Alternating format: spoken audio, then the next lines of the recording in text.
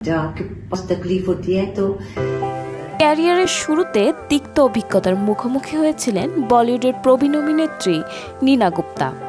তার অভিযোগ, কোনো ভুল না থাকা সত্ত্বেও শুটিং সেটে এক পরিচালকের হাতে চরম অপদস্থ হতে হয়েছিল তাকে।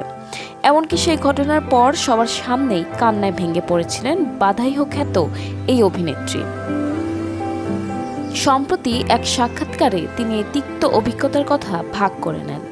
জানান, ক্যারিয়ারের শুরুর দিকে একটি সিনেমার শুটিংয়ের সময় সবার সামনে তাকে অকথ্য ভাষায় গালিগালাজ করেন পরিচালক, অথচ সেখানে তার চরিত্রটি ছিল খুবই ছোট এবং তার কোনো ত্রুটিই ছিল না। নীনা বলেন, পরিচালক সম্ভবত অন্য কোনো কারণে রাগান্বিত ছিলেন, যার বহিঃপ্রকাশ তিনি আমার উপর করেন। সে সময় সেটা অনেক মানুষ ছিল, আমি সেখানে দাঁড়িয়ে কাঁদছিলাম। তিনি আরও যোগ করেন, ক্যারিয়ার টিকিয়ে রাখা ও টাকার কারণে তৎকালীন সময়ে শিল্পীরা অনেক কিছুই মুখ বুজে সহ্য করতেন, তবে সেই পরিচালকের নাম সরাসরি উল্লেখ করেননি অভিনেত্রী। সাক্ষাৎকারে অভিনেত্রী তার কাজ নিয়ে আক্ষেপও প্রকাশ করেন।